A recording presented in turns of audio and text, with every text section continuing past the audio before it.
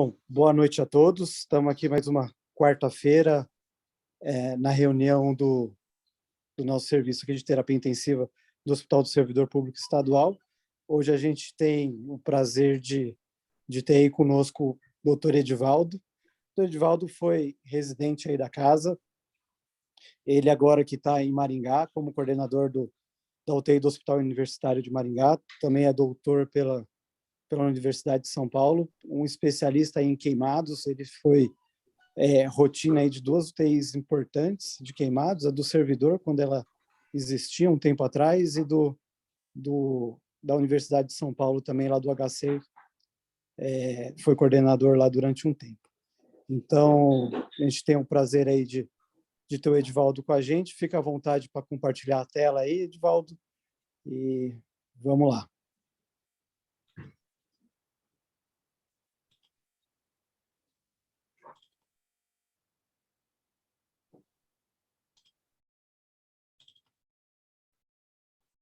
Ok, apareceu a tela?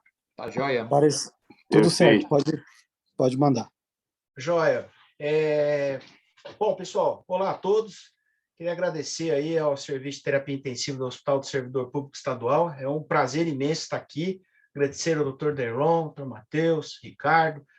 É muito legal estar no meio de amigos aí, de colegas a qual eu trabalhei durante bastante tempo. É um prazer imenso estar aqui. Agradeço o convite. Espero que vocês gostem do tema. Nós vamos falar aqui sobre atendimento inicial ao paciente grande queimado. Espero que vocês gostem, porque eu tenho certeza que eu vou gostar da aula. Para mim é um assunto bastante legal e eu sempre me inspira bastante a gente poder discutir isso. Então, nós vamos... Deixa eu só um instantinho. Demora um pouquinho para responder. Nós vamos falar ao longo dessa apresentação um pouco sobre atendimento inicial, resposta inflamatória. Só um instantinho, pessoal. Vamos ver. Tá.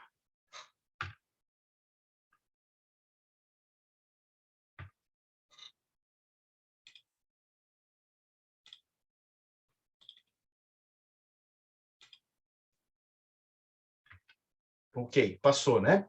Muito bem, tá aí meu currículo, já foi falado, ok, não tem conflito de interesses. Bom, vamos falar um pouco sobre a apresentação, vamos falar aí sobre história da ressuscitação volêmica muito rapidamente, vamos falar aí um pouquinho de fisiopatologia, princípios aí da ressuscitação volêmica e do choque do paciente queimado, e estratégias aí para a gente evitar aí a hiperressuscitação volêmica, tá?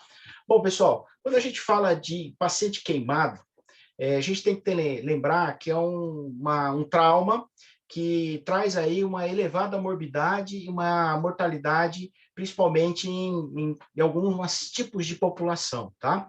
Esse trauma, ele desencadeia custos financeiros bem significativos, bem elevados, tá? E muito importante a gente ter em mente, quando a gente atende essa população de vítima de trauma, que em países de baixa e média renda, está muito relacionado a condições precárias de moradia, acidentes de trabalho, condições de trabalho também precárias, e o nível socioeconômico mais de pessoas desfavorecidas. Então, essa é a população a qual a gente vai estar relacionado. Lembrar que é um trauma muito comum. Felizmente, a maioria dos traumas são de pequena gravidade, de pouca extensão, não tem necessidade de internação hospitalar. É uma pequena minoria que necessita internação hospitalar e com necessidade de terapia intensiva.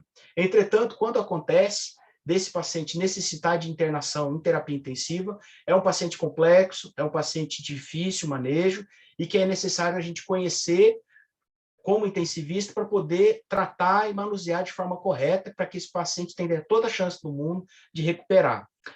Lembrando, só para a gente fechar essa questão da epidemiologia aí, que o risco de ser queimado é muito maior em países de baixa e média renda e que 90% de todas as queimaduras no mundo aconteçam em países de baixa e média renda, tá?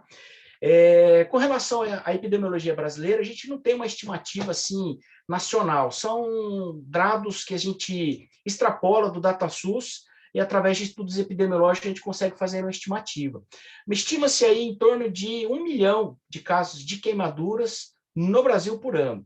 com internação aí e evolução a óbito em torno de 3.000, que é um dado que tem se mantido constante através dos tempos, tá? No Brasil, especificamente. Nos Estados Unidos, que é um país que tem uma estatística mais refinada, mais detalhada em relação à nossa, estima-se que a gente tem uma distribuição bimodal das queimaduras, né?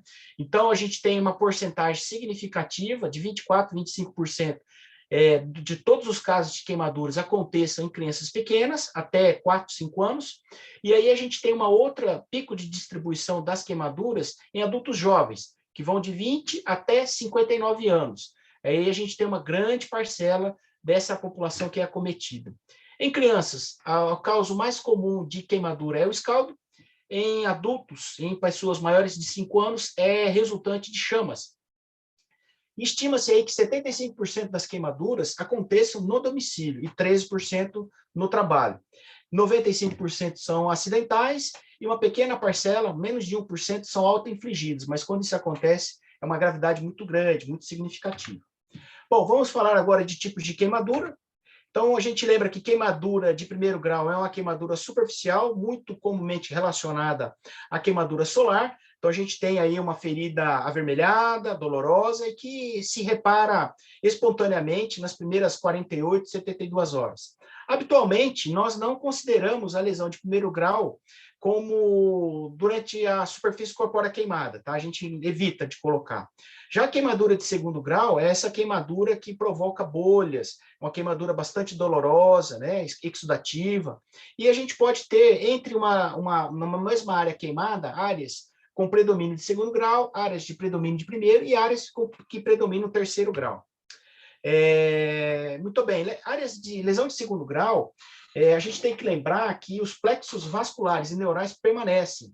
Então, a gente vai encontrar uma ferida de aspecto vermelho, mas que fica empalidecida com a pressão local. E é muito dolorosa e exuda bastante. Já a lesão de terceiro grau, a gente tem perda total dos anexos.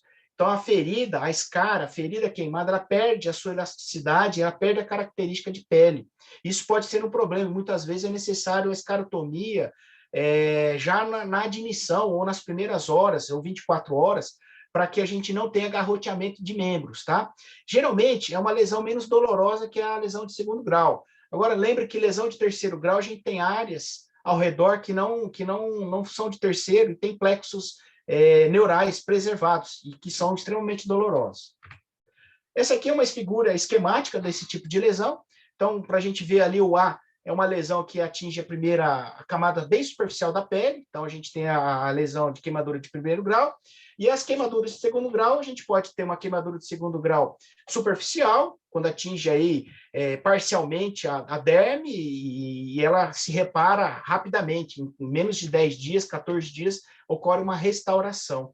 E aí, no B2, a gente vê uma queimadura de segundo grau mais profunda, que pode atingir níveis mais profundos de derme. Também se restaura, mais prolongado. Já a queimadura de terceiro grau, como a gente pode ver nessa figura, ela atinge aí toda a camada da pele, epiderme, derme, atingindo até planos profundos, podendo chegar até mesmo tendões e ossos. É uma lesão que necessita desbridamento e enxertia sempre. Bom, quando a gente fala de classificação de queimaduras e cuidados iniciais, é muito importante a gente ter essa noção de quantificar a extensão da superfície corpórea. Nós temos, assim, classicamente, duas formas de classificar a extensão da superfície corpórea queimada. A regra dos 9, que funciona, que é o padronizado pelo ATLS, e o diagrama de Land e Browder. Esse diagrama de Land e Browder, ele é mais fidedigno, tá? E ele funciona da seguinte maneira. Lembrando que determinados segmentos corporais, por exemplo, a região cefálica, para cada idade, a gente tem uma proporção de superfície corpórea. Então, por exemplo, quando a gente olha segmento cefálico, que é o A na figura, a gente visualiza que numa criança de até 1 ano, essa região anterior da região cefálica, ela representa 9,5% da superfície corpórea queimada, tá? Da superfície corporal. Quando a gente olha um adulto, essa mesmo segmento cefálico, ela representa 3,5, porque crianças têm uma proporção cefálica maior que nos adultos. E outros segmentos corporais, eles mantêm a proporção fixa, independente da idade, tá? Agora, uma dica que a gente sempre passa que quando a gente tem queimaduras, e essas queimaduras são esparsas, então não atinge um segmento total, que você tem dificuldade para estimar, você utiliza a palma da mão da pessoa. Então, a palma da mão da pessoa, essa região, representa 1,25 da superfície da pessoa. Então, você faz a sobreposição da mão nas lesões e você consegue fazer uma estimativa. 2%, 3%, isso ajuda bastante, principalmente em lesões esparsas. Essa quantificação, ela é muito importante para a gente estimar a gravidade, para a gente estimar mais ou menos, aproximadamente, a necessidade de reposição volêmica e para a gente fazer uma estimativa da terapia nutricional. Então, é muito importante, tá? É muito importante isso. E quando a gente fala de queimadura, e a gente já fala para intensivista, a gente tem que lembrar quais são os marcadores classicamente relacionados à maior mortalidade nessa população de pacientes queimados que chegam ao hospital e principalmente à terapia intensiva. Principalmente a extensão e a profundidade da queimadura, então quanto maior a superfície corpórea queimada, mais grave ele é, idade avançada e presença de lesão inalatória. Quando eu falo extensão de superfície corpórea queimada, o número mágico é 40%. Então, acima de 40% é um paciente que tem uma maior mortalidade. Quando a gente fala de idade, um ponto que sempre é relacionado à maior gravidade é acima de 60 anos. Então, pessoas que têm mais de 60 anos têm uma chance de morrer a decorrente da queimadura muito, muito significativa, tá? Bom, quando a gente fala de queimadura, não podemos esquecer que nós estamos falando de um trauma. E como trauma, é necessário um atendimento protocolado, que é padronizado, para a gente não deixar de fazer as coisas que têm que ser feitas. E a gente tem que fazer conforme é o recomendado, e a gente padroniza o atendimento conforme a recomendação da ATLS. Então, lembrar que assim que chega esse paciente, você precisa fazer o A, o B, o C, o D e o E. Ou seja, você precisa verificar se essa via aérea está pérvia, você precisa verificar se essa região torácica não tem restrição ventilatória, às vezes é necessário fazer escarotomia para poder manter uma boa ventilação, acesso venoso rápido, para a gente já iniciar a terapia de ressuscitação volêmica, visualizar se há déficit neurológico e expor esse paciente como um todo, né? Muitas vezes você vai ler na literatura o resfriamento desse paciente queimado. Muito cuidado com isso. O resfriamento, quando é feito, nos primeiros 15, 20 minutos após a queimadura. Após isso, não tem benefício.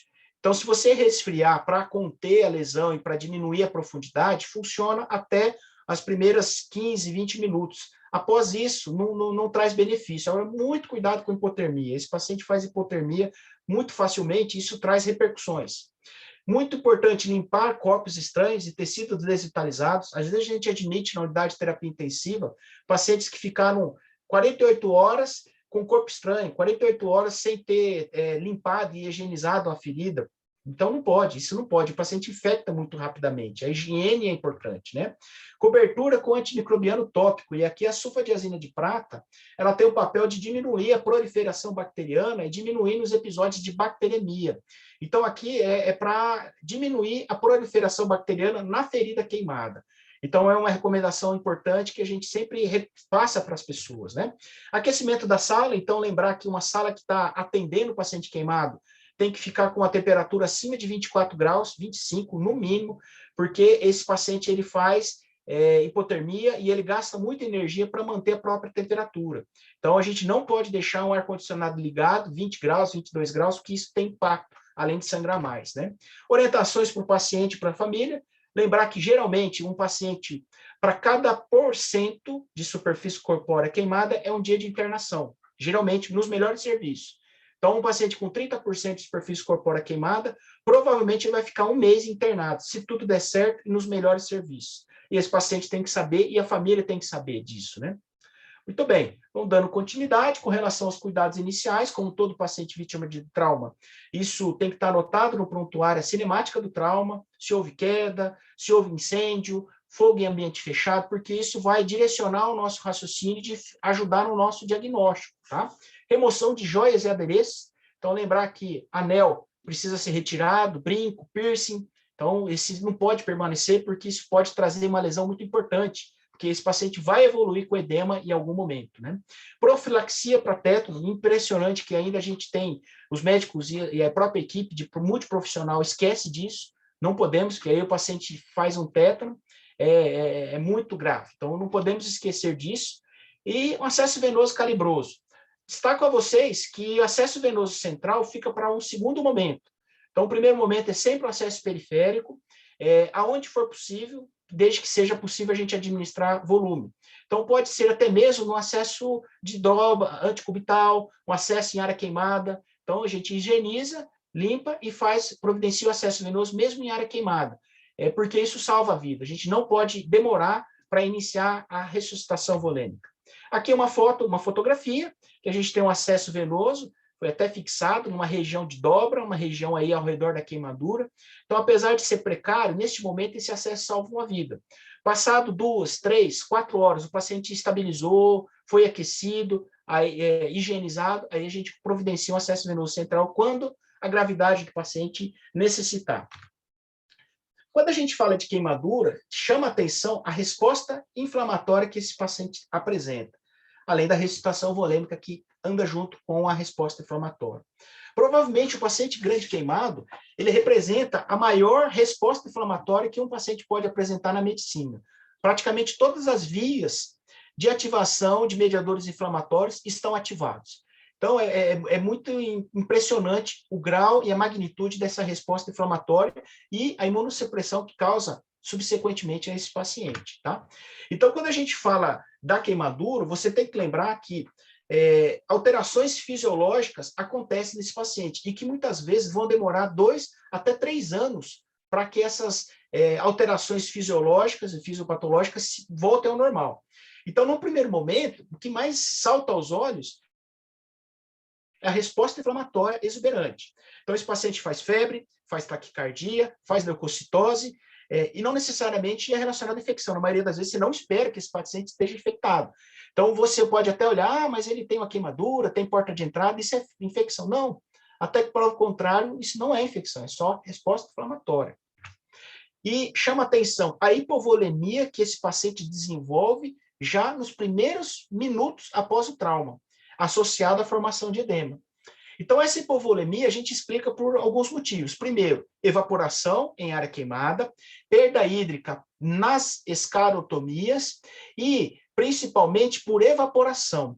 Além disso, a gente vai encontrar uma resposta inflamatória tão exuberante que vai alterar o equilíbrio da pressão oncótica, fazendo com que a gente tenha perda de proteínas para o interstício, e essa perda de proteína para o interstício faz com que a gente tenha uma perda de líquido para o espaço intersticial, para o terceiro espaço. Consequentemente, aquela situação de equilíbrio de conteúdo incontinente, após o trauma, após a queimadura, ela altera rapidamente. Então, esse paciente ele chega num grau de desidratação de forma assim, muito importante. Hipoperfusão tecidual, então o paciente que tem queimadura, ele faz o que a gente chama de burn shock, o choque da queimadura, que ele tem particularidades, e essa hipoperfusão é muito marcante e ela tem uma relação muito, muito importante com o prognóstico. Qual mais grave é essa hipoperfusão, maior a mortalidade. E desequilíbrio nessa homeostase. Então a gente vai encontrar desequilíbrio na relação insulina-glucagon, um desequilíbrio na perda de massa magra, um desequilíbrio na quebra de proteínas e na quebra de lipídios. Então, esse paciente faz uma perda de massa magra e uma caquexia impressionante. Isso tem que estar na mente nossa para fazer o tratamento correto desse paciente. Então, quando a gente fala da fisiopatologia do choque do queimado, o burn shock, você tem que lembrar que, de uma maneira geral, todo grande queimado vai apresentar isso. Obviamente, quanto maior a superfície corpórea queimada, e idiosincrasias do paciente, maior vai ser a magnitude dessa resposta inflamatória. Então, o que a gente tem que pensar? No primeiro momento, hipovolemia absoluta, perdas insensíveis, exudato pela ferida, e quanto mais hipovolêmico é esse paciente, mais grave é essa hipoperfusão, e uma hipovolemia relativa, que é decorrente desse resposta inflamatória, principalmente interleucina 1, 6 e fator de necrose tumoral, fazendo com que a gente tenha vasodilatação, perda de proteína para o interstício, consequentemente, um desequilíbrio entre o conteúdo e o continente, com uma hipoperfusão tecidual muito importante. E alguns pacientes, nós não sabemos quantos por cento, vão evoluir com falência cardíaca, ou seja, uma disfunção miocárdica relacionada à queimadura.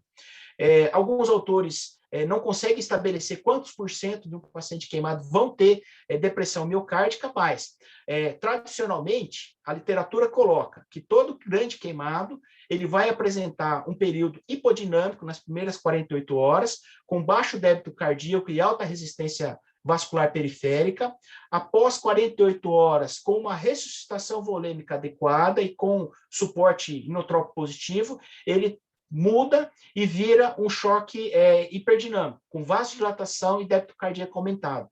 Na minha experiência, uma saturação venosa até aumentada, para ele estar volemicamente ressuscitado. Então, é um estado de choque complexo, e a gente tem que entender isso para poder fazer a terapêutica correta desse paciente. Então, o que a gente sempre tem que destacar para vocês? Quando a gente olha o paciente queimado, um grande queimado, igual a gente está observando essa mulher, a gente tem que lembrar que esse paciente ele faz hipovolemia, sim, ele faz um edema muito importante, sim, mas não podemos esquecer que ele pode evoluir em maior ou menor grau em depressão miocárdica. Isso tem relação com mortalidade. Então, para a gente fechar essa parte do burn shock, nós temos que lembrar que nós encontramos depressão miocárdica, encontramos aumento da permeabilidade capilar, com perda de volume, isso vai levar um volume intravascular diminuído com uma hipoperfusão tecidual. E a ressuscitação volêmica, ela é uma peça fundamental, uma pedra angular no tratamento do paciente queimado. Só que, quanto maior é o atraso dessa ressuscitação volêmica e erros nessa ressuscitação, seja com menos volume ou com muito volume, vão fazer com que a mortalidade se aumente. Esse trabalho já é um trabalho já de 98, mas ele ilustra uma coisa que a gente sempre fala, e ele tem uma imagem que é muito marcante, que é assim, é um trabalho já antigo, como a gente pode ver, mas é que ele estudava em crianças disfunção renal. E o que eles conseguiram quantificar? Ao longo de uma série histórica, mais de 30 anos, nos Estados Unidos, eles conseguiram quantificar o tempo que demorou para se iniciar a ressuscitação volêmica nas crianças queimadas. E o que eles encontraram? Que as crianças que iniciaram a ressuscitação volêmica em até 2 horas do trauma tiveram uma mortalidade, sobreviveram, e as crianças que tiveram um tempo para iniciar a ressuscitação volêmica aí, mais demorado, foram as pessoas que vieram a falecer. Então, o que o trabalho coloca é o tempo para iniciar a ressuscitação volêmica tem relação com mortalidade. Isso a gente não pode esquecer. A gente está falando de Brasil, que muitas vezes o acesso a um serviço adequado e que os profissionais têm noção do que se trata, tem impacto. Então, a gente tem que ter isso em mente. Não podemos postergar a ressuscitação volêmica. Bom, quando a gente fala de ressuscitação volêmica, vem à mente de vocês fórmulas matemáticas, né? Então, essas fórmulas que existem, elas seguem um racional. Qual que é o racional? De uma maneira geral, a fórmula, independente do nome, Parkland, Brook modificado, Monofo, todas elas seguem um racional. O racional é a estimativa de volume que você vai infundir em 24 horas após o trauma vai ser diretamente proporcional ao peso do paciente e à superfície corpórea queimada. E a gente vai fazer uma estimativa de quanto volume esse paciente vai necessitar nas primeiras 24 horas. Então, hoje, a maioria das sociedades de queimadura, a ABA, que é a American Burn Association, quanto a Sociedade Brasileira de Queimaduras, recomenda a gente utilizar uma estimativa de 2 a 4 ml por quilo de peso. Vamos ver como é que funciona. Então, a gente tem aqui um manequim, um modelo, que 70 quilos, um paciente hipotético, com 50% de superfície corpórea queimada. Esse paciente chegou, imediatamente acesso venoso e a gente já inicia uma ressuscitação volêmica e passa uma sonda vesical de demora 3 vias. E aí a gente pode ter o seguinte, ó, o recomendado pelas sociedades americanas e de Sociedade Brasileira de Queimaduras é você fazer uma estimativa de 2 a 4 ml por quilo de peso, vezes a superfície corpórea. Então, a gente teria algo próximo de 7.000 a 14.000 ml em 24 horas.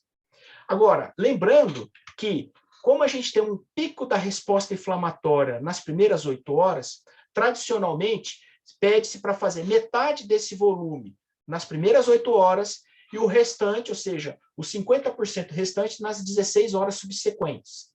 Essa é uma recomendação que existe na literatura e aproximadamente quase todos os centros de queimaduras no mundo, eles seguem alguma variação dessa fórmula, lembrando que a maioria dos centros não recomendam assim, habitualmente, a infusão de proteína, de colóide, no caso albumina, nas primeiras horas, nas primeiras 24 horas.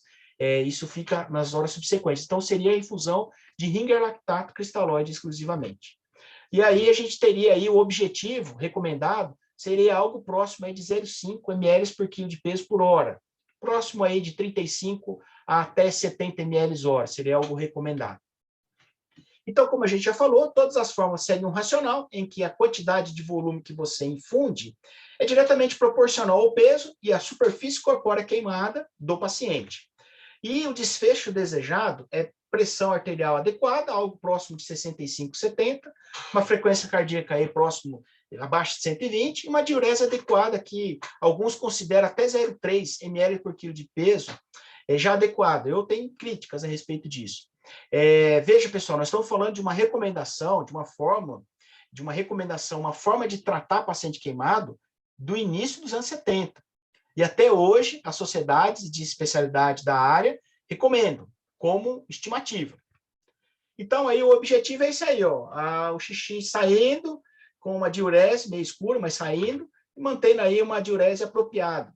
Não estou dizendo que está certo, isso aí é o que é recomendado em muitas sociedades.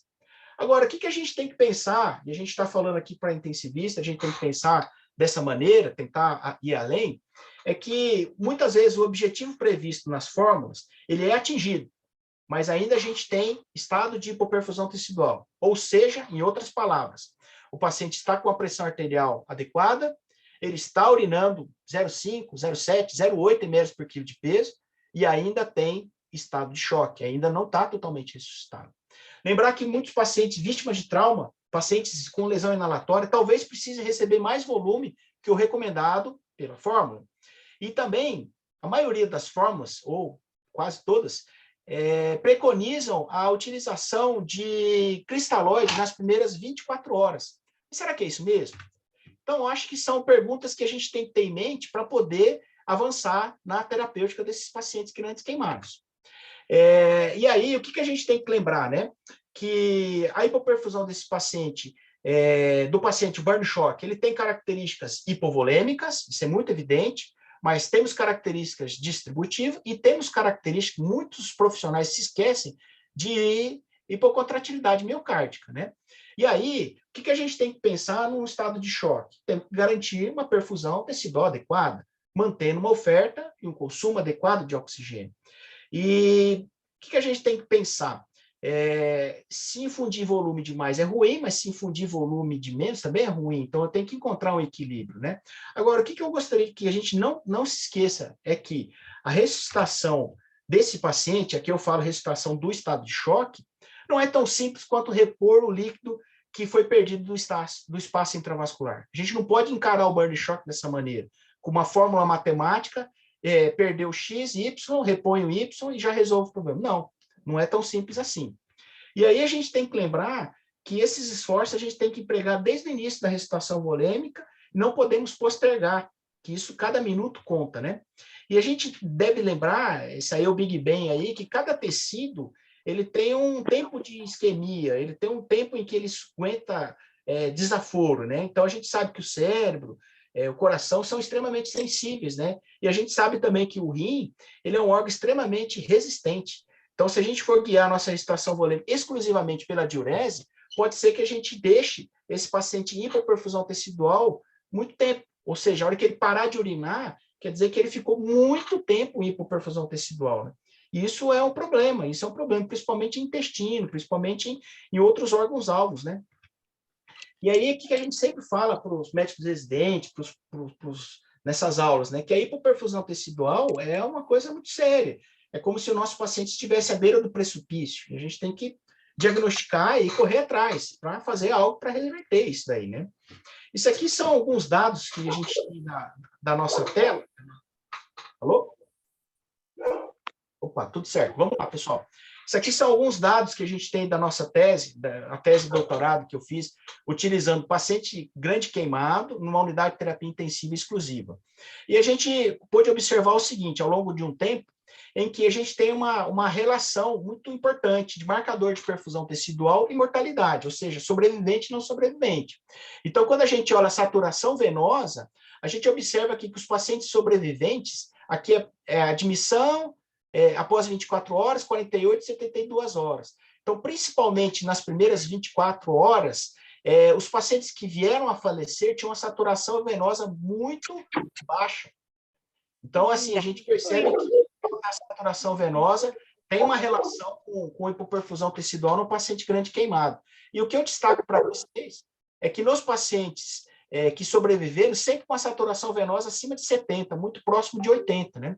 É um marcador importante. Lactato também da mesma maneira, né? Então, os pacientes que sobreviveram tinham um lactato mais baixo e clarearam mais rapidamente esse lactato, né? O base excess da mesma maneira, o mesmo raciocínio. Então, para paciente, na nossa população, paciente queimado, que tinha um base excess muito negativo, teve uma relação muito importante com mortalidade, e os pacientes que normalizaram esse base excess, eles acabaram tendo uma mortalidade menor. E quando a gente olha a diurese exclusivamente, ela teve uma diferença nas primeiras 24 horas, significativa, mas após isso não. Então, assim, a gente tem que olhar a diurese, mas a gente precisa olhar outros parâmetros. Essa é a mensagem que eu acho que a gente pode tirar disso. E aqui, para a gente fechar esses dados da minha tese, a gente tem que olhar em relação ao balanço hídrico. Então, balanço hídrico é uma coisa importante que a gente não pode descuidar. Isso, quando a gente fala balanço hídrico, aqui nesses dados, a gente pensa assim, o que infundiu e o que saiu. Fundiu volume e saiu pelo xixi. Então, a gente não quantificou perda hídrica sensível e não pesou. É uma conta matemática simples, entrou e saiu. E quando a gente olha o balanço hídrico desses pacientes, a gente percebe que os pacientes que evoluíram com óbito, eles apresentaram um balanço hídrico muito alto. É claro, eram pacientes com maior superfície corpórea queimada, eram pacientes mais chocados, eram pacientes muito graves, receberam muito volume. Só que chama a atenção que esses pacientes que vieram a falecer também tiveram um balanço cumulativo ao longo dos dias muito importante. E isso eu quero que você não se esqueça, balanço hídrico cumulativo, tá? E quando a gente olha a creatinina, ela também não discriminou de maneira adequada esses pacientes. Então, o que a gente tem que pensar no cuidado inicial? Muito cuidado com o volume. Atrasar a ressuscitação volêmica faz mal, deixar de infundir volume faz mal, só que a gente fazer muito volume, com balanço hídrico cumulativo muito importante, principalmente nos primeiros 7 dias, também tem impacto. A gente sabe que faz mal. Quando a gente fala de sobrecarga hídrica em paciente queimado, existe um termo que é descrito, que é na literatura, que é fluid creep. A tradução, a gente não tem um termo muito correto. Provavelmente, a gente poderia traduzir como sobrecarga hídrica, hiperressuscitação, então isso não é muito claro. O primeiro que descreveu isso foi aí nos inícios dos anos 2000, o Pruitt, e ele colocava, assim, comentários, mas não houve uma padronização de quais critérios para a gente fechar. E aí, essa trabalho aqui de Trish, isso aqui é um trabalho feito em Londrina, em crianças, de unidade de queimaduras. E ela quantificou, ela padronizou, e ela fez aí edema, seriam os critérios importantes em áreas não queimadas, e sinais aí de sobrecarga hídrica, congestão pulmonar, derrame pericárdico, pleural. Então, são sinais assim que mostram que passou da conta. Então, pelo menos um, né? Então, são os critérios, né? E aí, por que isso acontece? Por que o médico passa da conta e dá volume demais?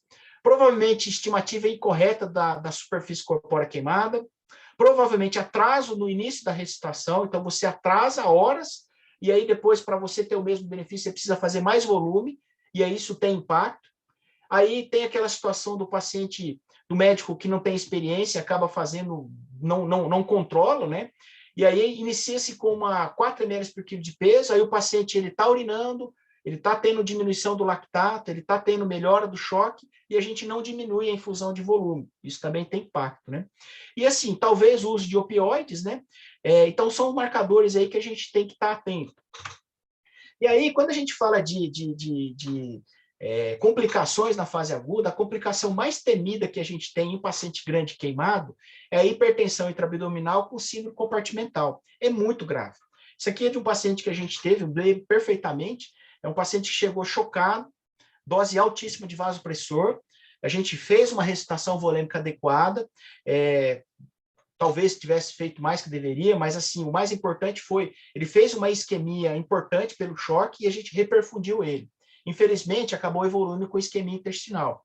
E aí houve a necessidade de laparotomia, houve a necessidade de bolsa de Bogotá, na época se fazia. Isso é uma situação sempre muito, muito grave, tá? Então, essa aqui é uma situação extrema que pode acontecer em hiperressuscitação volêmica, tá? Mas a gente tem que estar atento para evitar que isso aconteça. Talvez se esse paciente, no lugar que ele foi atendido inicialmente, já tivesse iniciado a ressuscitação volêmica, não tivesse passado horas, talvez isso não teria acontecido. É só uma hipótese. Muito bem, como é que a gente pode encontrar esse equilíbrio? Não é fácil. Lembrar que paciente desidratado também é ruim, lembrar que paciente com muito volume também é ruim. Então, a gente tem que tentar encontrar um equilíbrio, né? Então, agora, a pergunta é, mas será que isso acontece mesmo? É uma pergunta pertinente, porque quando a gente não conhece, a gente não acha, né? Então, qual que é a grande dificuldade para a gente encontrar aí sobrecarga hídrica, né? No paciente durante a ressuscitação volêmica? Lembrar que os critérios diagnósticos não são claros, não são padronizados. Então, a gente não tem um padrão para tentar diagnosticar sobrecarga hídrica nessa população, né? Agora, quando acontece, é evidente, salta aos olhos, né? E a literatura mostra que isso acontece. Quando a gente vê trabalhos históricos, isso tem impacto e isso acontece, né? E chama aos olhos. A gente olha e vê, não, aqui passou da conta, né? Eu queria mostrar para vocês um relato de uma experiência nossa no nosso serviço, né? Então, isso aqui foi um trabalho, foi o meu doutorado. A gente acompanhou os pacientes aí ao longo de praticamente 5 anos, tá? E a gente incluiu aqui 163 pacientes de terapia intensiva, pacientes muito graves, tá? Então, aqui a gente tem uma população grave, com SAPS-3 alto, pacientes aí com disfunções orgânicas já na admissão, principalmente os não sobreviventes, né? A gente tinha aqui nessa população que foi atendida lá na UTI do Hospital das Clínicas, uma população que tinha uma superfície corpórea queimada grande, principalmente os não sobreviventes, né?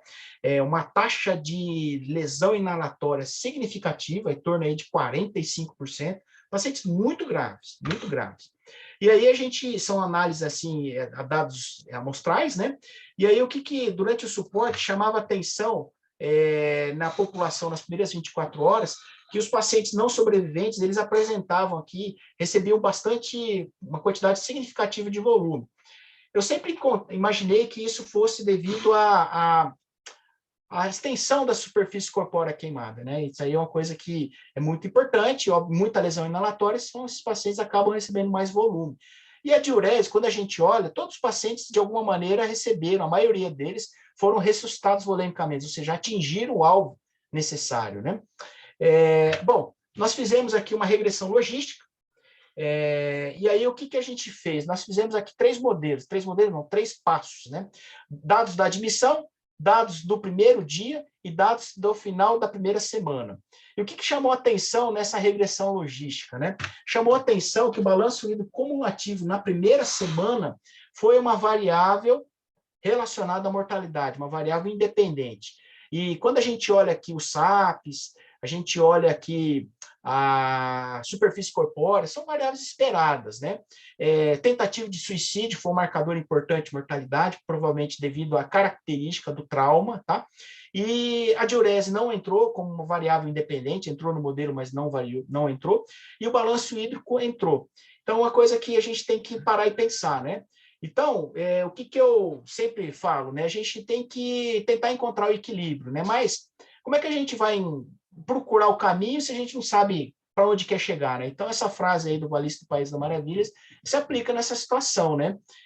Se a gente não sabe para ir, qualquer caminho serve. Então, a gente tem que ter em mente que a gente precisa estudar mais. E a gente precisa encontrar um caminho com metas claras e seguras e atuais de recitação volêmica. Então, a gente não pode fazer uma recitação volêmica somente baseado num protocolo de 40 anos, né? Que funciona, mas a gente tem que avançar. A gente precisa estudar mais, ok? Bom, vamos falar rapidamente de outros assuntos. Então, lembrando que infecção no paciente queimado, a gente tem alguns sítios, e o mais importante sítio de infecção no paciente queimado que você tem que estar atento é pneumonia, tá? Lembrando que infecção de corrente sanguínea, infecção do trato urinário acontece, mas área queimada é um lugar que a gente tem que prestar atenção. Principalmente no nosso país, cujo o primeiro desbridamento acontece mais tardiamente. Então, quando a gente olha a estatística de infecção nos Estados Unidos, a área queimada não chama tanta atenção. Por quê? Lá, 24, 48 horas, esse paciente já está desbridado, já está coberto. No Brasil, isso muitas vezes acontece atrasado, e isso tem impacto. Então, chama atenção para vocês, área queimada e pneumonia. O diagnóstico de pneumonia, a gente faz igual faz nos outros pacientes. Agora, infecção de área queimada, a gente tem que estar atento. Então, a gente olha essa figura, esse aqui é um curativo na face, então eu peço para você não considerar. Olha essa lesão de terceiro grau, né? Então, a gente tem aqui uma lesão de terceiro grau escurecida, presença de petequia, sinais de vasculite, a gente tem celulite perilesional.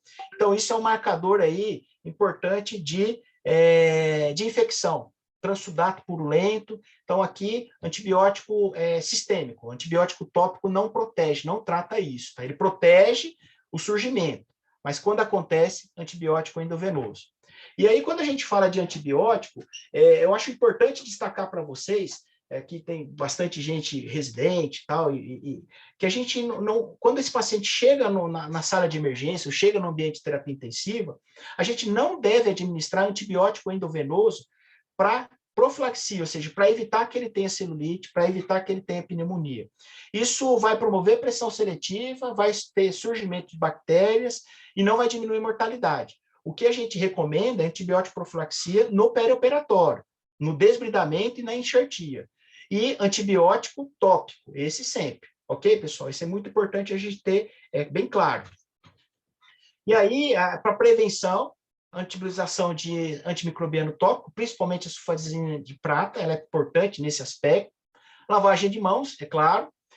Antibiótico terapia tem que ser muito bem criteriosa e tentar cortar o tempo dessa antibiótico terapia.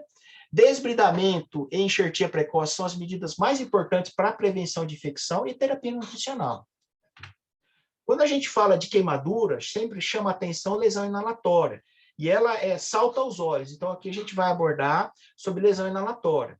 Então, lesão inalatória é um termo inespecífico, que a gente utiliza para descrever a lesão que pode ser causada nas vias aéreas, em decorrência do contato com energia térmica, da fumaça e de produtos tóxicos ou até mesmo intoxicação sistêmica.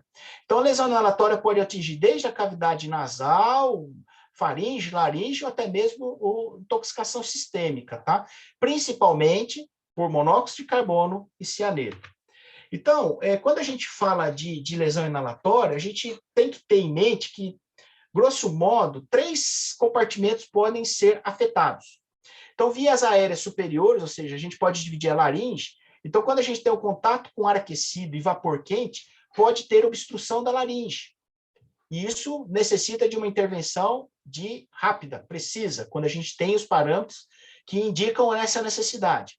A gente pode ter também acometimento na traqueia e brônquios primários, principalmente do contato da fumaça e partículas aquecidas. Então, hidrocarbonetos, com restos de combustão de hidrocarbonetos. Isso faz descamação da mucosa, infecção pulmonar, principalmente pneumonia, obstrução de bronquíolos, broncoespasmo. Então, paciente que nunca teve hiperreatividade brônquica, evolui com broncoespasmo. E quando a pessoa inala os gases tóxicos, vai provocar toxicidade sistêmica, principalmente devido ao cianeto e ao monóxido de carbono, que mata a pessoa rapidamente. E lembrar que esse paciente grande queimado, ele evolui muito rapidamente, ou ao longo dos dias, com edema pulmonar. Isso é devido à inativação ou uma diminuição do funcionamento da drenagem linfática. Ou seja, a drenagem linfática desse pulmão, desse sistema respiratório, está prejudicado devido ao trauma térmico. Então, acaba evoluindo com uma chance maior de edema pulmonar. Lembrar que o exame físico ele te dá uma ideia do que aconteceu. Ele pode caracterizar uma ideia da intensidade da lesão. E aí você tem que observar queimadura de face, queimaduras de vibrícias nasais, supercílios, né, escarro carbonáceo e manifestações aí de comprometimento respiratório. Então, você tem que obrigatoriamente olhar estridor laríngeo, rouquidão, cornagem. Isso são os sinais que indicam que esse paciente necessitará de uma intubação precoce. Então, a gente vai observar essas fotografias. Quando a gente olha esse rapaz, você visualiza, olha, queimou a região frontal, região de malar, mas assim, não é uma queimadura aí tão significativa. Então, esse paciente é de baixo risco, digamos assim. Olha só essa moça, é uma queimadura de face, cílios, supercílios, foi um trauma, foi uma queimadura numa tentativa de suicídio, num banheiro com álcool, e queimaduras profundas. Esse é um paciente de extremo risco para edema de glote e necessidade de intubação precoce. Aqui não houve a necessidade, o paciente não tinha sinais de manifestação de obstrução, não houve essa necessidade. E quando a gente olha essa fotografia, a gente olha uma lesão profunda de face, de queimadura de cílios, supercílios, e tem uma dica que não está escrita em livro nenhum, e que a gente fala boca de peixe, né? Que é o edema de lábios, edema de língua. Isso, quando acontece, é sinal muito característico de paciente grave que vai necessitar de intubação traqueal. E aí, dito e feito, fizemos aí uma broncoscopia, mostrava edema de glote, e o paciente foi submetido a uma via aérea avançada e com sucesso. E aí, quando a gente fala de tratamento farmacológico, infelizmente, a gente não tem muita opção para tratamento farmacológico da lesão inalatória. Então, oxigênio para 100% dos pacientes, porque o oxigênio ele reverte a ligação do monóxido de carbono com a hemoglobina. Então, todo paciente com suspeita de lesão inalatória, você tem que oferecer oxigênio a 100%. De preferência, você dosar a carboxiemoglobina da gasometria. Se você não tiver essa disponibilidade, você mantém o oxigênio a 100%, pelo menos 12 horas, para não ter perigo de ter esse reflexo disso, né? Beta-2 inalatório, alguns pacientes podem necessitar devido ao broncoespasmo. Heparina inalatória, alguma coisa na literatura a gente tem, apesar da evidência ser pequena, para evitar plugs mucosos. Então, é algo que ainda é experimental, os trabalhos não mostram grandes amostras, mas é promissor. Antibiótico, quando a gente tem pneumonia. Corticoide, quando a gente tem broncoespasmo, que não melhora com beta-2, é benéfico. Muito cuidado com corticoide em queimado, porque piora a cicatrização. E a hidroxicobalamina é uma droga salvadora. Quando a gente tem intoxicação por cianeto, essa hidroxicobalamina ela consegue se ligar no cianeto e libera a cadeia respiratória e a pessoa volta a metabolizar o oxigênio. Isso tem que ser muito rápido, viu? Então, grupos de resgate, principalmente em São Paulo Grau, em alguns lugares no Brasil que a gente sabe, tem disponível na ambulância paramédicos que fazem a administração de hidroxicobalamina em bombeiros, em profissionais que estão atuando na linha de frente, quando há queda no nível de consciência. Isso salva a vida. Então, a pessoa desmaia no local, o pessoal retira ele da cena e infunde a hidroxicobalamina. Isso salva vidas. Bom, quando a gente fala de terapia nutricional e analgesia, são situações muito importantes, a gente só vai falar na fase inicial. Então, quando a gente fala de terapia nutricional, a gente tem que lembrar que esse paciente queimado muda totalmente o seu metabolismo, devido à resposta inflamatória exuberante, que nós já falamos. Ele vai ter um gasto energético elevado, provavelmente pode até ser o dobro do basal, e chama atenção a proteólise e a lipólise elevada, com rápida perda de massa magra. Então, se a gente infunde, assim que o paciente encontra estabilidade hemodinâmica, a gente começa a infundir terapia nutricional, isso a gente sabe que pode trazer benefício. A questão é, quando iniciar? E essa resposta não é tão simples. E aqui a forma de você olhar é diferente do paciente que não é queimado. Então, quando o paciente não é queimado, você espera até 48 horas, já é considerado precoce.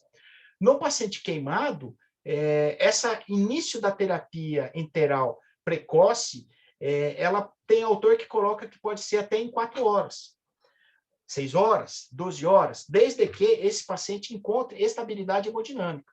Ou seja, você já inicia a terapia nutricional durante a ressuscitação volêmica, durante a fase de ressuscitação do choque. Desde que não tenha droga vasoativa dose alta, desde que o lactato esteja em diminuição, desde que ele tenha bicarbonato com correção da sua acidose. Então, a partir do momento que ele tenha um estado hemodinâmico equilibrado, a gente pode iniciar a terapia nutricional. Lembrando sempre que a primeira escolha é trato gastrointestinal, parenteral é o último caso. Isso melhora a resposta metabólica, aumenta a produção de IgA secretora, diminui o déficit energético, e isso protege o estômago para diminuir o risco de sangramento gastrointestinal, tá? Quando a gente fala de queimadura, chama atenção dor. Realmente, uma das situações que mais levam à dor em um paciente de terapia intensiva é o paciente queimado. E esse paciente queimado, a dor dele é diferente dos outros pacientes. Por quê? Ele tem características que o diferem de um pós-operatório, ele tem características que o diferem de um paciente oncológico. Por quê? Ele tem dor incidental, ele tem uma dor basal, que é da queimadura, e tem dor incidental. O que é essa dor incidental? Ele tem troca de curativo, ele tem uma dor incidental. Aí a gente estabiliza com analgésicos, e aí ele está estável, a gente faz o analgésico antes da troca de curativo, estabiliza, e aí ele vai para um desbridamento, aí a dor dele muda. E aí ele vai, estabiliza, e ele vai para uma enxertia, aí a gente tem uma área doadora, com necessidade de desbridar e enxertar, ele tem mais dor. Então, é um paciente que tem que ser olhado nesse aspecto. Então, a gente tem uma dor que é o basal e uma dor incidental, e isso tem que estar na sua mente. E quando a gente fala de analgesia, a gente tem que lembrar que nunca, no paciente queimado, a gente vai controlar a dor com somente uma medicação. E essa analgesia ela tem que ser individualizada, dia a dia. Então, hoje o doente está bem, amanhã pode ser que ele não esteja. Então, a medicação que é a pedra angular na terapêutica é a morfina.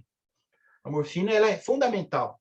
Agora, ela somente não vai funcionar. A gente precisa fazer uma analgesia multimodal. E aqui entra os adjuvantes, principalmente gabapentina, que diminui a necessidade de morfina ao longo da terapêutica, diminui a produção de histamina e diminui a coceira. A gente pode lançar a mão de outras medicações, por exemplo, tricíclicos, dipirona ou paracetamol sempre associado, e a gente tem que pensar em outras estratégias, por exemplo, associar cetamina em dose baixa, isso tem um ganho muito grande, tá? E esse ajuste farmacológico é diário, através principalmente das escalas de analgesia de dor, né? E aqui, pessoal, o tratamento é multiprofissional, então a equipe de enfermagem tem que saber, tem que entender o que está acontecendo, saber que ela precisa fazer a administração da morfina 20 minutos, 30 minutos antes da troca do curativo, porque senão não vai funcionar. Lembrando que associações farmacológicas são obrigatórias, e a gente tem que mudar o comportamento de achar que todo paciente queimado vai ter dor. Não, a gente pode controlar isso, né?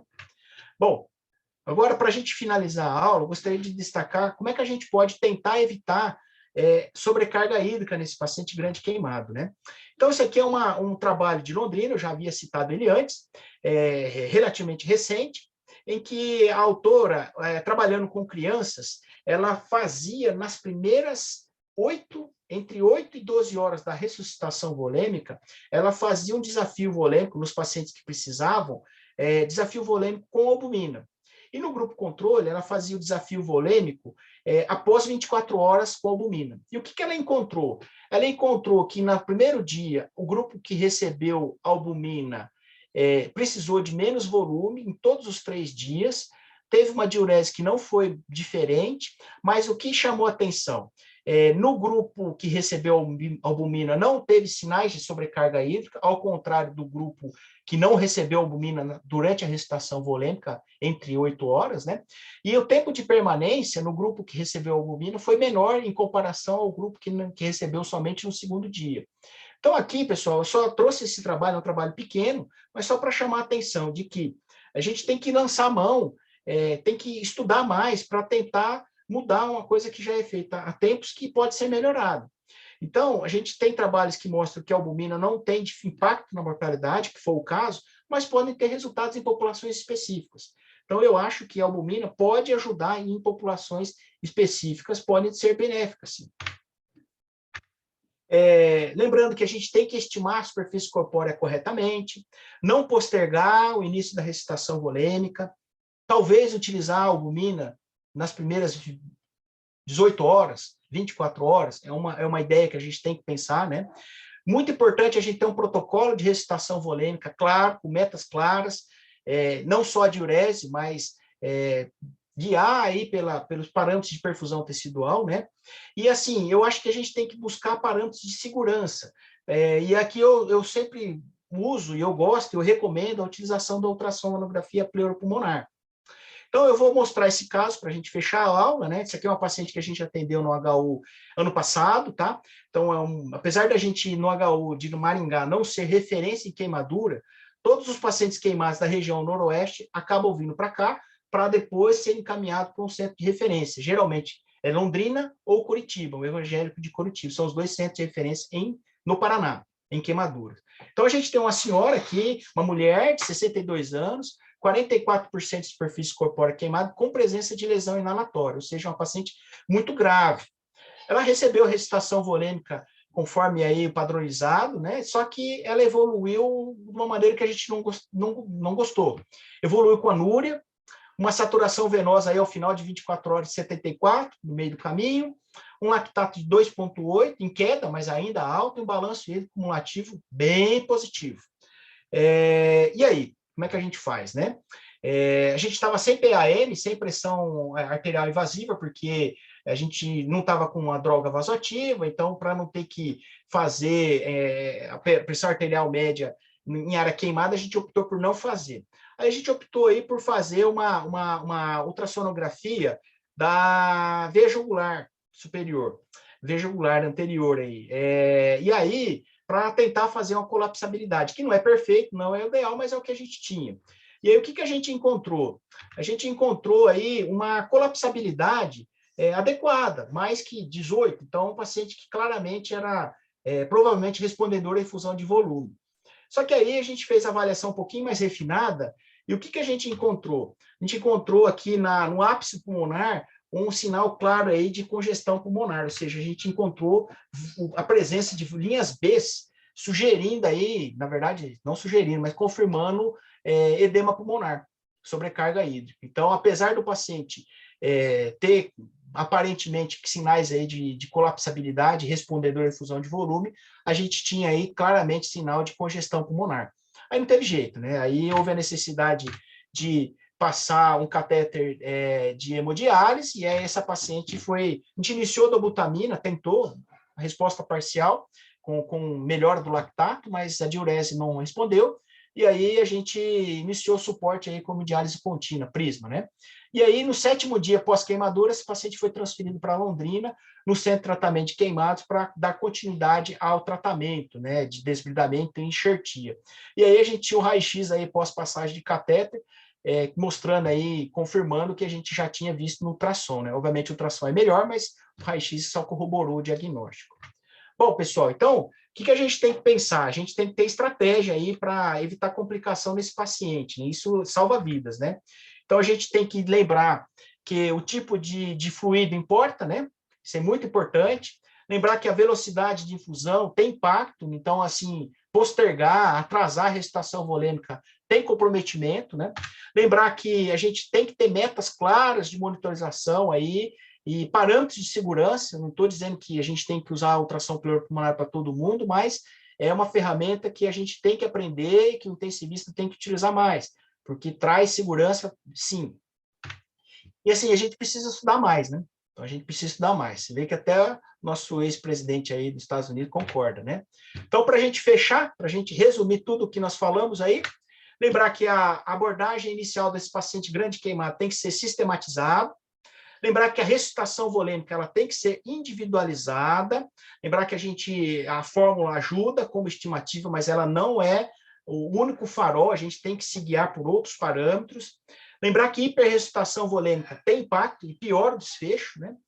Lembrar que a gente tem que individualizar a ressuscitação e ter parâmetros de segurança, né? E lembrar que o tratamento sempre no paciente grande queimado é multiprofissional, né? Então, pessoal, é isso que eu tinha para falar. Espero aí que a gente possa tirar as dúvidas, né? Parabéns, Edivaldo. Perguntas. Parabéns, Edivaldo. Excelente apresentação. Fico orgulhoso aí de ver a qualidade do seu trabalho. E pegar um gancho aí e devolver aí a moderação para o Caio e para o Matheus, mas só aproveitando para várias perguntas aí, Luciano já está levantando a mão. O desafio da redução volêmica de queimado continua sendo um dos principais. E você mostrou um caso como exemplo muito oportuno. E é uma coisa que às vezes a gente esquece, que o paciente grande queimado, ele com frequência tem um processo inflamatório grave e com frequência ele tem água no pulmão por conta de alteração de permeabilidade, nem sempre por sobrecarga hídrica. Ou seja, ele vai ter água no pulmão com pressões hidrostáticas muito mais baixas do que um outro paciente teria. Então, é muito importante essa cautela e quanto mais informações você buscar para poder tomar essa decisão, melhor, né? Eu acho que você mostrou isso no exemplo e queria que você reiterasse um pouco isso. Eu acho que, Caldeirão, é extremamente desafiador, né? E aí, eu coloquei isso para... que dá a impressão, quando a gente lê um livro de queimados, né, que se eu não tenho... a única resposta é a diurese, né? E é claro, diurese é importante, né? A gente tem que olhar. Por outro lado, ela somente não responde, ou seja, um choque com essa gravidade, com essa complexidade, com esses componentes, depressão miocárdica, resposta inflamatória, hipovolemia, não é uma fórmula e não é somente uma diurese que vai responder todas as dúvidas que a gente possa ter. E a gente tem que lançar a mão das ferramentas que nós temos, né? Ou seja, eu acho que pressão arterial invasiva é importante, eu acho que monitorização invasiva pode trazer benefícios, sim. Monitorização de variáveis de perfusão tecidual são fundamentais.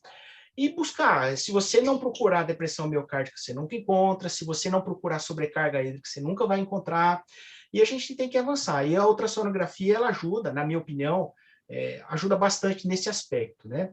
Ajuda bastante. Sem dúvida, mais um método para se associar aí a todos os outros que você pode utilizar. Obrigado, Edivaldo. Deixa eu voltar aí para o Matheus.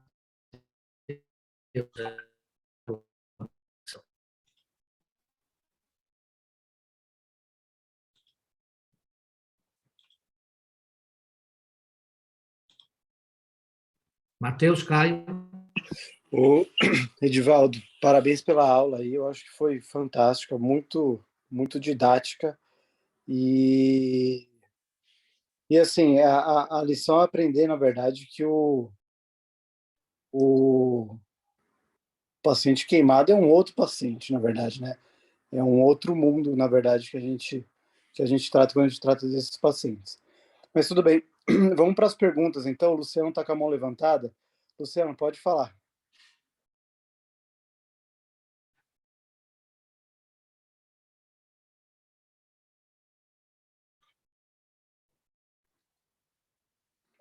Luciano. Desculpe, deu um gap aqui na transmissão, me perdoe aí, tá? Estava ouvindo perfeitamente.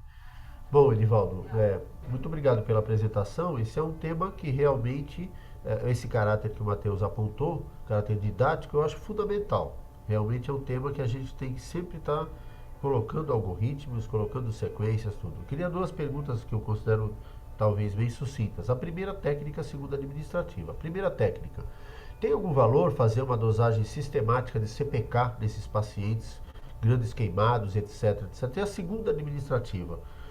A grande problemática do atendimento do queimado, a meu ver, é o atendimento do queimado em áreas afastadas. E retardo da ressuscitação vai esbarrar justamente aí, para onde esse doente é levado, né? Frequentemente para unidades de atendimento despreparadas, tudo, e principalmente, mesmo pacientes que têm um convênio, às vezes demora dias para conseguir uma transferência, porque esse, na verdade, é um doente não muito desejado, um doente caro, né? Como é que você pode analisar isso? Por favor, Edivaldo. Obrigado. Tiago, primeira coisa, CPK tem dois contextos. A primeira é obrigatório, eu acho que assim, a gente sempre deve dosar a dosagem da creatina fosfoquinase. E aí, assim, paciente com trauma elétrico, esse paciente ele tem que ser aferido a CPK no primeiro, segundo, terceiro dia. Isso denota gravidade. Se ele fez trauma elétrico, a CPK vai aumentar. O que a gente vai fazer com isso? Eu acho que a gente, se tem uma CPK aumentada, 5.000, 7.000, 8.000, a gente vai procurar manter um fluxo urinário, o recomendado na literatura é pelo menos 100 ml por hora. Então, esse paciente demanda um cuidado maior, talvez vai precisar receber mais volume, para evitar a precipitação de mioglobina nos túbulos renais. E, em casos selecionados, provavelmente a alcalinização da urina. Agora, nem pacientes que não tiveram lesão com trauma elétrico, mas com queimaduras profundas, e aí eu falo profunda, queimadura de terceiro grau, queimadura que envolve até bem profunda, tendão, osso, músculo, esses pacientes evoluem também com CPK muito alta, e isso denota gravidade. Agora, eu colocaria uma terceira situação que, obrigatoriamente, a gente tem que estar atento, e por isso que você ter um parâmetro de CPK no primeiro e segundo dia é importante, é porque alguns pacientes evoluem com queimaduras de terceiro grau circunferenciais, principalmente em membros. E aí, essa lesão de terceiro grau garroteia o membro, e esse garroteamento prejudica a vascularização. Habitualmente, esse paciente vai relatar de dor, mas às vezes ele está sedado e está entubado. E habitualmente, as pessoas, pode ser que deixam passar batida esse garroteamento. Então, se você vê uma CPK aumentando, é sinal que tem alguma isquemia acontecendo. Então, respondendo a sua pergunta, a CPK ela deve ser dosada sim. Com relação à questão do encaminhamento, eu acho que assim, deixa eu ver como é que eu vou falar. Tem paciente que realmente, assim, o Brasil é muito grande, a gente vê situações distintas aí, e às vezes a realidade, com certeza a realidade de São Paulo é diferente da realidade aqui de Maringá e é diferente da realidade nesse Brasil enorme que a gente tem. Agora, por um lado, a realidade hoje melhorou bastante devido aos resgates, ao SAMU regionalizado, principalmente aqui na região do Paraná, né, do estado do Paraná, em que essa sistematização e encaminhamento desse paciente, ele é feito para os hospitais de maior porte, não necessariamente centro de queimados. Então, geralmente, essa transferência é rápida, mas assim, a gente sabe que 2, 3 horas já tem impacto. Agora, na minha modesta opinião, o maior impacto que tem é o profissional estar diferente desse paciente e ele ter noção de que, apesar dele não ser um intensivista, apesar dele não ser um cirurgião de trauma, ele tem que saber o tratamento inicial. Por isso que eu acho muito válido esse tipo de apresentação, para a gente colocar isso, da importância de iniciar a ressuscitação volêmica imediatamente. Mesmo eu não sabendo quanto que a superfície corpórea queimada, mesmo eu não sabendo se vai receber 2 litros, ou 3 litros, ou 4 litros, a gente tem que iniciar, não postergar. Então, com certeza, um paciente, essa questão de encaminhamento e direcionamento para paciente de referência são importantes. O atraso tem impacto, sim.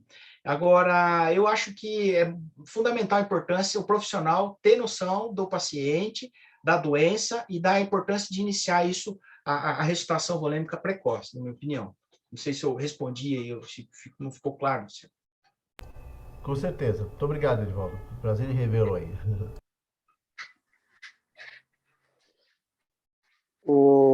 Bom, Edivaldo, a gente tem algumas perguntas no chat aqui também. Deixa eu entrar aqui para fazer para você.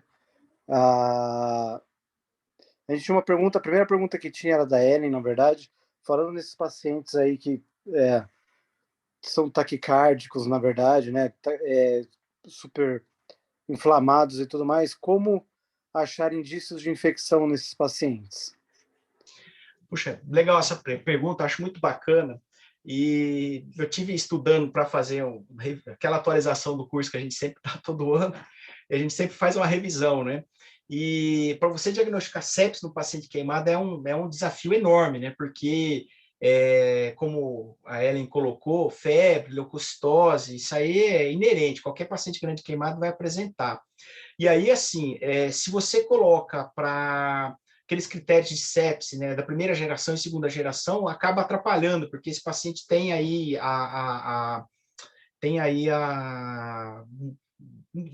bagunça bastante, né? E aí houve um critério, um esforço pela Associação Americana de Queimaduras, a ABA, de tentar colocar critérios para diagnóstico de sepsis em paciente queimado. O resultado, particularmente, eu não gostava. Eu vi um trabalho recente, me falta a memória agora do autor, mas ele colocou os critérios da Roger Bonney, o primeiro sepsis 1, né? Colocou os critérios da American Burn Association e colocou os critérios sepsis 3. E foi atrás para ver qual que melhor discriminava o diagnóstico de sepsis em paciente queimado. E o critério que melhor discriminou sepsis em paciente queimado é o sepsis 3.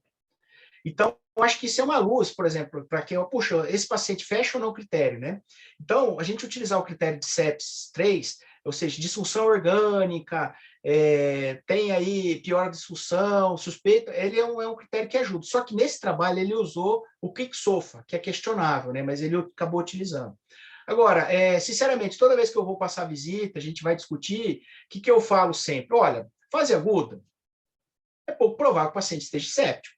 Você faz um raio-x, não tem infiltrado, não tem catarro, urina normal, você abre a ferida, não vê celulite, eu não dou antibiótico, só antibiótico tópico. Agora, mudou a curva febril, 38, 38,5, hoje ele fez 39. Leucócito era 14 mil, 15 mil, hoje é 20 mil. Aí você olha, uma celulite, acabou, né? Tem que dar antibiótico.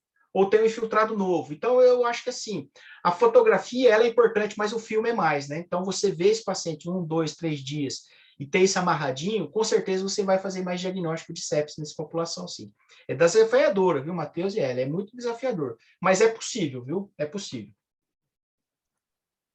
Beleza. O Ricardo, pode perguntar. Divaldo, parabéns, hein, Divaldo? Cada vez melhor a didática, hein? E essa sua aula, eu considero essencial a sua aula. Primeiro porque queimadura é um mundo à parte. Eu, realmente, quando tenho grande queimado, eu acabo ligando para você, para o João, para pedir ajuda, né? Mas o primeiro atendimento é que nem você falou, ser precoce e ser bem feito. Senão, o efeito pode ser catastrófico no doente. E todo mundo tem que saber fazer o primeiro atendimento. Realmente é um paciente inflamado, você tem que saber como hidratar esse paciente. Não pode hiperidratar, não pode hipoidratar esse paciente. Isso acho que todo clínico tem que saber. Depois o detalhe, aí tem que ser realmente um centro de queimado, né? A parte que eu pessoalmente eu gosto muito, né, que é a lesão inalatória, né? E aí, até pelo que a gente viu lá na Botkiss, né? Eu lembro que eu até estava em Maringá quando foi teve o negócio da Botkiss, né? Foi dia 27 de janeiro de 2013, né? A lesão inalatória tem 3 mecanismos, né? O mecanismo térmico causa o edema da via aérea. Inalação de pequena partícula, ela pode causar lesão parimatosa, pode levar a SARA.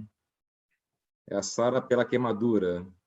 E a terceira, que é a pior delas, que é a lesão de gás tóxico pelo monóxido de carbono, né? Tem uma afinidade 200 vezes maior que o oxigênio, faz a carboxihemoglobina, pode levar ao óbito rapidamente, né? Na lesão inalatória, quando você acha que tem seu time para entubar esse paciente? Certo. Porque muitas vezes assim, a gente vê que a gente posterga a intubação. O pessoal vê, não, mas ele está saturando bem, está com 96, 98 de saturação. Quais são aqueles estigmas que você vê na prática? Você fala, não, esse cara tem que entubar. O cara vai evoluir mal, tem que entubar logo. Certo. Boa pergunta, Ricardo. Eu acho assim, primeiro que eu vejo muitos pacientes sendo entubados por dificuldade de fazer uma analgesia adequada. Então, o paciente está reclamando de dor, e aí, em vez de fazer o remédio para dor, cede em tubo. Então, infelizmente, isso acontece, e acontece perto da gente, tá? Agora, tirando essa situação, pensa o seguinte, ó, todo paciente grande queimado, 40%, 50%, 60%, se ele tem uma lesão inalatória, esse paciente dificilmente a gente não vai entubar, tá? Ele vai fazer insuficiência respiratória muito fácil. Então, tem aquele paciente que com lesão inalatória, mas você entuba não por obstrução, mas por insuficiência respiratória mesmo. Ele não consegue conseguir manter uma oxigenação e a necessidade que ele tem de oxigenação é muito grande. Agora, eu acho que respondendo assim bem assim assertivamente a sua pergunta, eu acho assim, os critérios clássicos de necessidade de via aérea avançada no paciente com lesão inalatória o paciente que chega, mas você vai ver a história, fogo em ambiente fechado, presença de fumaça, queimadura de face não é obrigatório, quando tem a queimadura de face corrobora bastante, mas não é obrigatório, tá? E aí, esse paciente tem rouquidão, estridor laríngeo, falta de ar, pode ter rebaixamento do nível de consciência. Esse paciente, você obrigatoriamente deve fazer intubação traqueal de emergência. Agora, pode acontecer esse paciente que tem uma rouquidão, mas não tem estridor laríngeo, tem queimadura de face, está um pouquinho rouco. Então, quando você tem no seu serviço uma broncoscopia, isso ajuda bastante. Eu via bastante isso lá no Hospital das Clínicas, na época, eu trabalhava lá, a gente tinha disponibilidade do broncoscopista, 24 horas. Então, a gente visualizava assim, aquele paciente, muitas vezes a gente jurava que tinha que entubar, o broncoscopista vinha e olhava, não, ele só queimou a corda vocal, mas não tem edema de glote, está tudo bem. E realmente o paciente evoluía bem. Aquela fotografia que eu mostrei da moça foi justamente isso. Tinha tudo para precisar entubar e, com certeza, em 99% do serviço teria entubado. Queimadura de face, fogo em ambiente fechado. Aqui o broncoscopista olhou lá, não precisa. E realmente o paciente evoluiu bem. E tinha paciente que, assim, você acha que não, e aí você faz e tem edema de glote, aí a gente olhava, via, realmente, passa o tubo. Agora, nos lugares que a maioria dos locais não vão ter broncoscopia ali, na emergência, eu acho que você olhar a fisiopatologia, a cinemática do trauma, achados do exame físico e principalmente esses sinais de alarde, Ricardo. Estridor laríngeo, rouquidão, disfonia, né? Estridor laríngeo e quadro de falta de ar. Aí você precisa entubar, não postergar isso, ok? Ô, Edivaldo, você viu que nós temos um convidado especial aí assistindo a tua aula, né? Professor João Manuel da Silva Júnior. Não é todo mundo tem esse privilégio, hein, Torderão? Não. Acho que ele está aí para pagar os pecados, cara. Está te devendo. Até hoje. Se defende aí, João.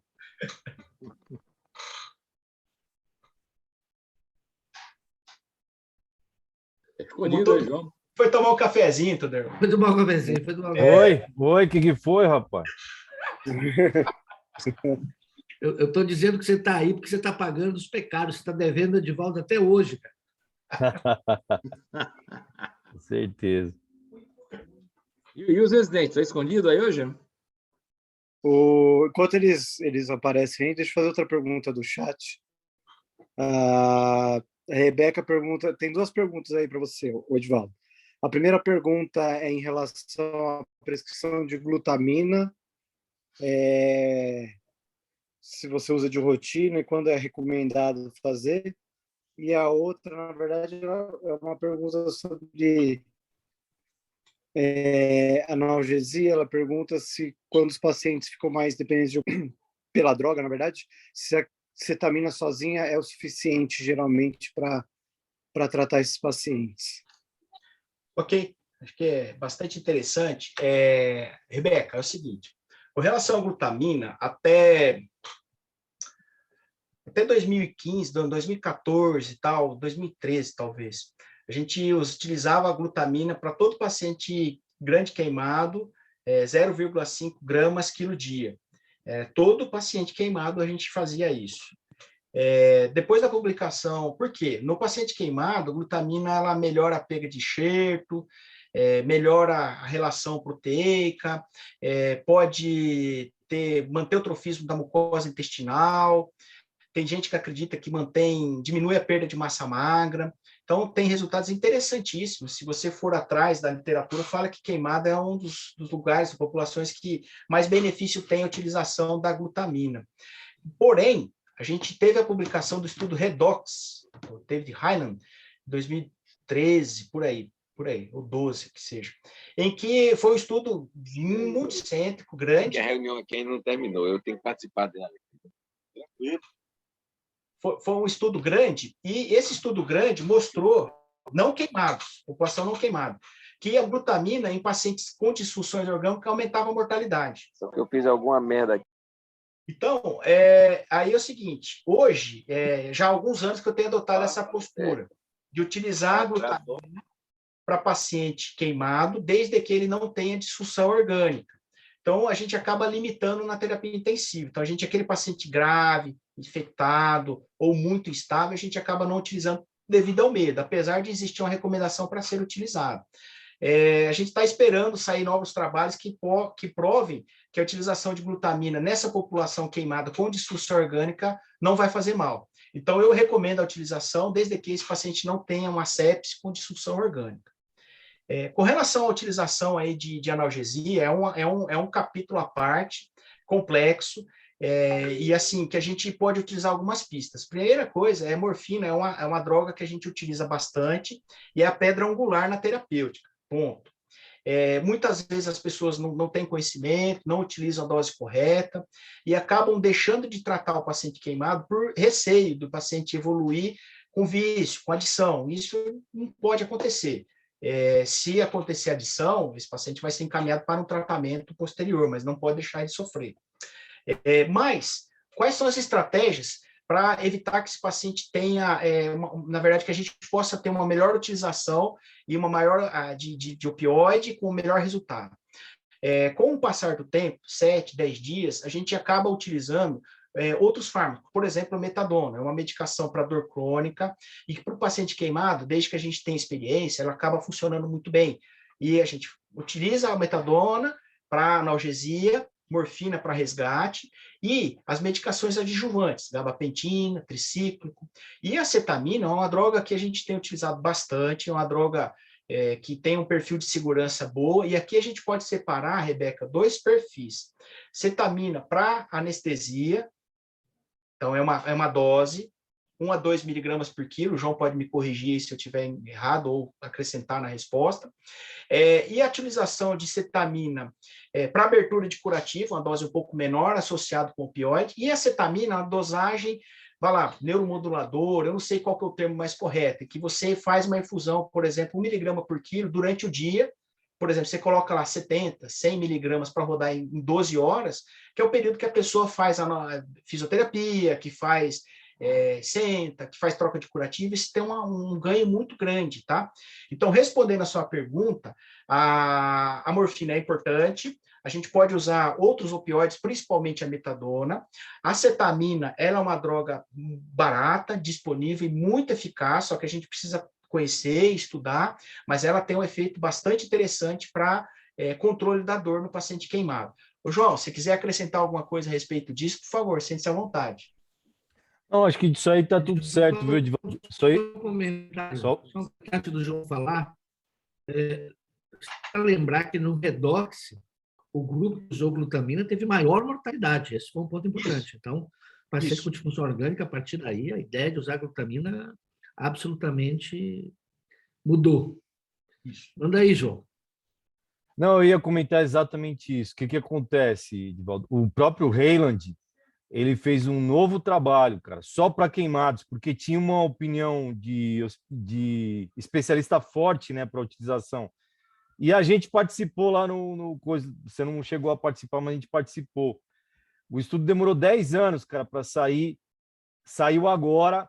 Ele não podia divulgar os dados, porque está em análise lá na New England, lá, o estudo.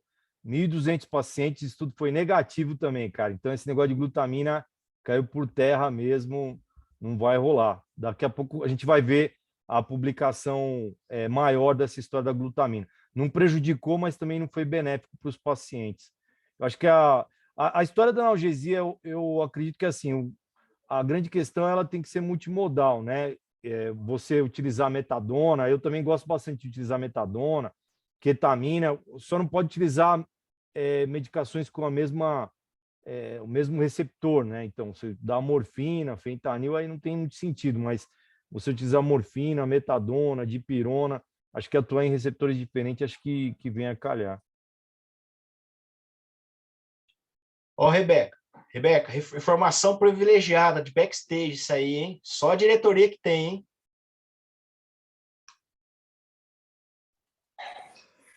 Isso aí, em primeira mão, a informação da glutamina.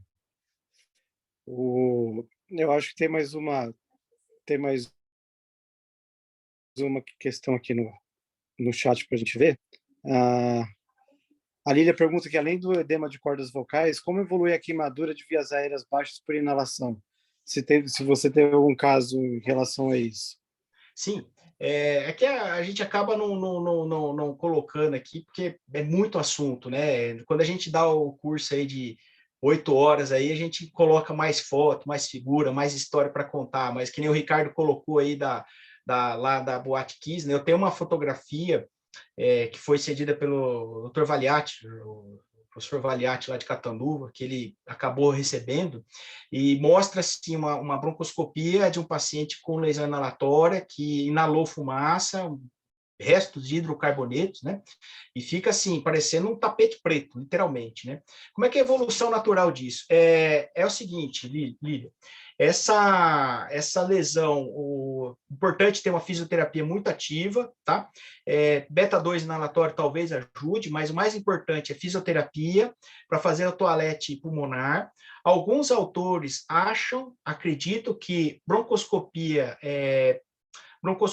digamos assim, periódica para ir lá, fazer lavagem, aspirar, pode ter benefício para evitar a impactação dessa secreção em vias respiratórias terminais, mas de uma maneira geral, essa fumaça, esse material particulado que fica depositado nas vias respiratórias baixas, o organismo ele vai com movimentação ciliar, com fisioterapia, muito trabalho, ele é excretado, ele é eliminado.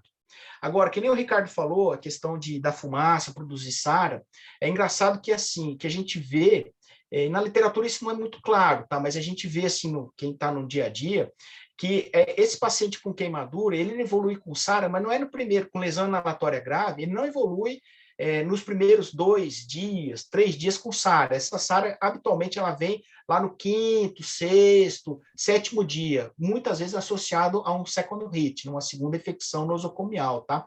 Aí acaba evoluindo com uma SARA grave de difícil ventilação, tá? Mas no início, primeiro dia, segundo dia, habitualmente é tranquilo de ventilar, tá? E só para finalizar, existe relatos na literatura de incidência de estenose traqueal, estenose de corda vocal em pacientes queimados, principalmente ao trauma térmico, talvez relacionado, obviamente, com a ventilação mecânica e tubo prolongado, mas tem relato sim. Então, é isso. Erivaldo,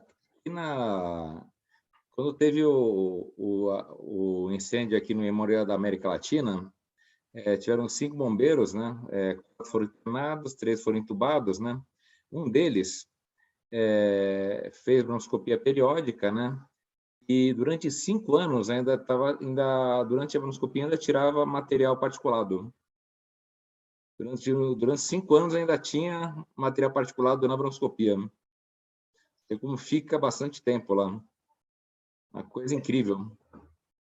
Impressionante. E esses bombeiros aí, Ricardo, se você procurar RBTI, ficou aí na UTI do trauma do HC, e eles publicaram relatos aí do manejo, da utilização da hidroxicobalamina.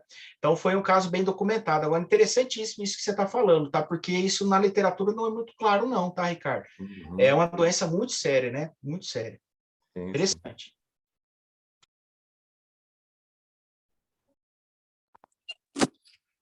Interessante. Bom, Eu acho que aqui a gente não tem mais pergunta, não tem ninguém com a mãozinha levantada nem no chat.